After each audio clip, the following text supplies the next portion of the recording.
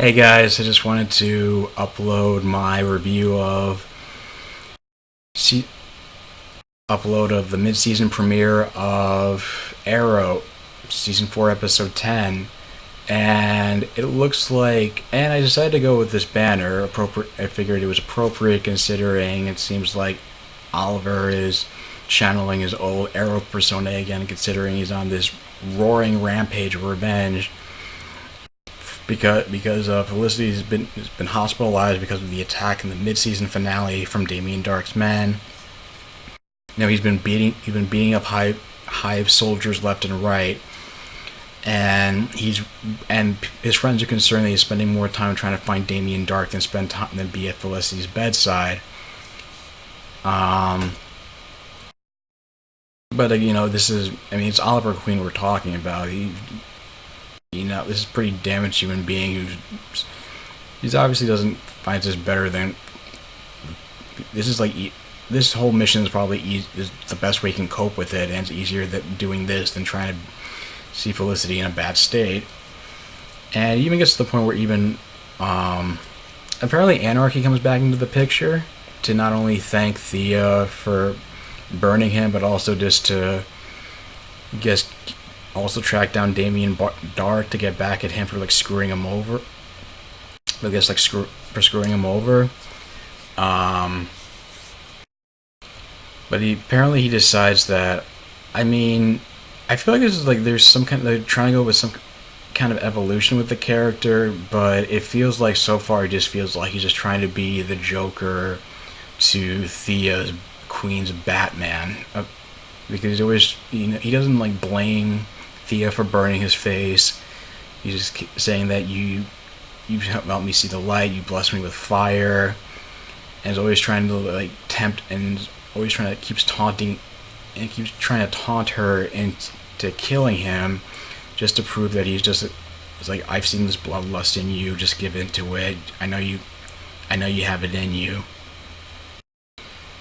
But ultimately she ultimately doesn't succumb to it, but it also comes at the expense of him escaping. I really have mixed feelings about the way they're doing Anarchy. I would have rather they have just done something closer to the Batman comic book version of the character. But at this point, I'm just gonna have to accept this incarnation for what it is. But he was kind of a means for bring out Oliver's dark side again, and to which he's after he asked Diggle to basically beat the crap out of Andy to figure out more about Damien Dark's location.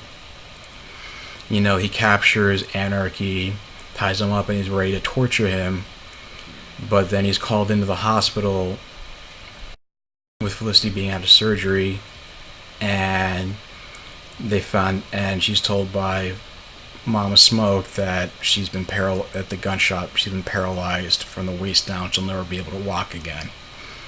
And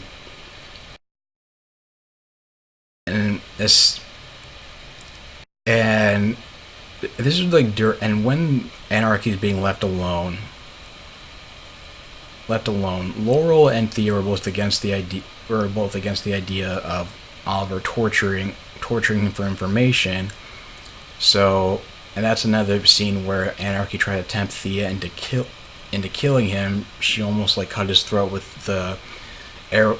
She almost cut Anarchy's throat with the arrowhead. He was bleeding out, but of course, Laurel tipped off the police to Anarchy's location, and and Oliver had an argument with Laurel about it, saying Laurel about it. And actually, before that happens,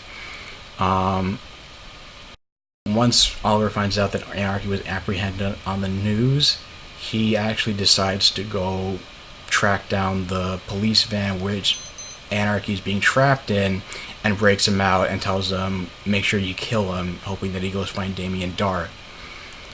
And although he secretly put a tracker on Anarchy just so they can in order to follow him.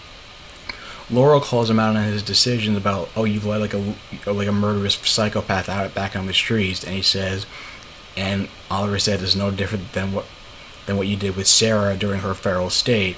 She says it's not fair, and my thoughts, I figured it's like yes and no. In the context of the story, it's a bit of a low blow, but at the same time, it's like I feel like I at least I can't help but appreciate it just because the writers are at least acknowledging that they know how sanctimonious the character can be, so they're just trying to make sure that you know that there's not this like double standard between Oliver and Laurel, which there tends to be between the fan base anyway about the decisions that they make.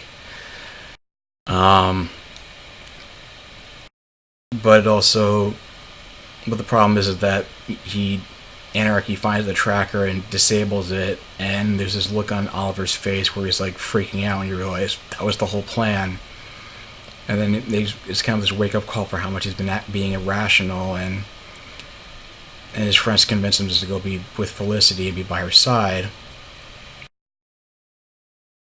And of course, being with her, she's also another person who wants to make sure that he's okay, and she's she's being she's able to keep her chin up throughout the whole being in and out of surgery and the whole situation, and just wants to make sure that Oliver doesn't go off the rails trying to avenge her.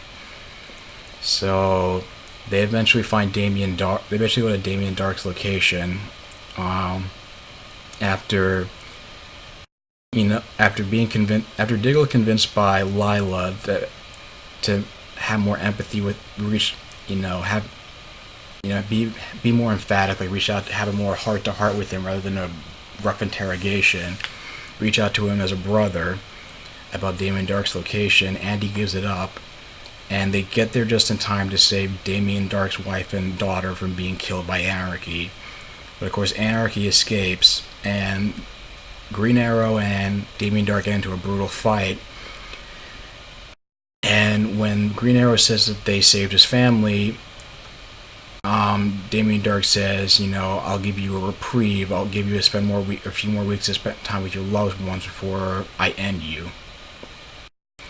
And the whole heart to heart with between Andy and Diggle, I mean, it seemed like a little bit convenient, but it seems to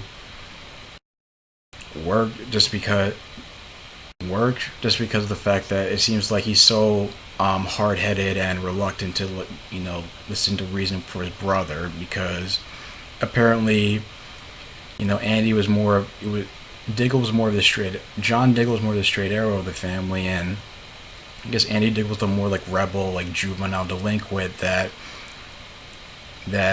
Diggle was trying to reform. And he was saying, I tried to be the brother you wanted me to be, but it just didn't work out. And after seeing what we saw in the Middle East, that's why I got on board with Damien Dark's plan to reset the world. Which is something, interesting that we get to learn a little bit more about Andy in that sense. I guess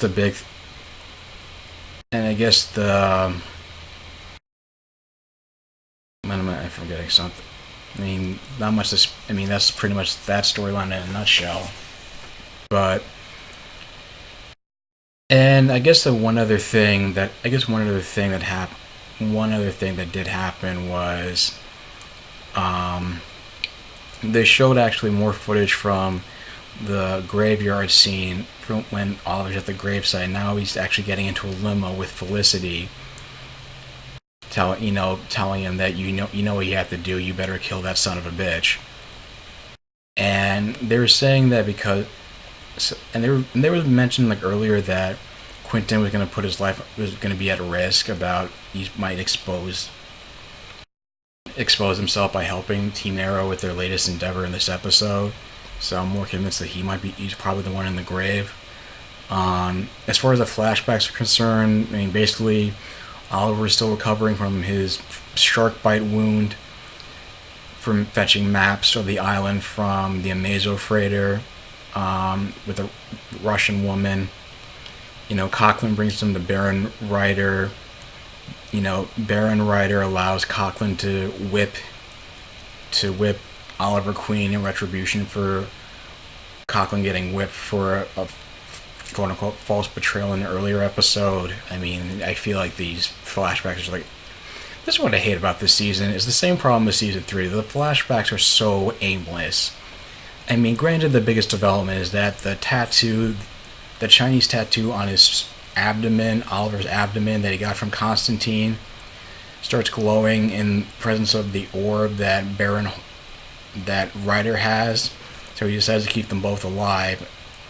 But I just really hope there's some kind of connection soon, because it's like, I don't know what happened with the show as far as the flashbacks are concerned, because it seems like they had first 2 seasons, they had like really good, the plot lines of the flashbacks and each episode not even were like parallel perfectly, and now it just seems like I feel like I don't even know where.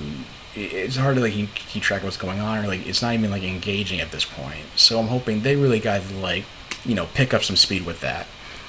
But that's my overall thoughts with the episode. If there's anything I didn't get to talk about, leave it in the comments down below. If you like this video, like, share, and subscribe, and I'll talk to you guys later. Take care.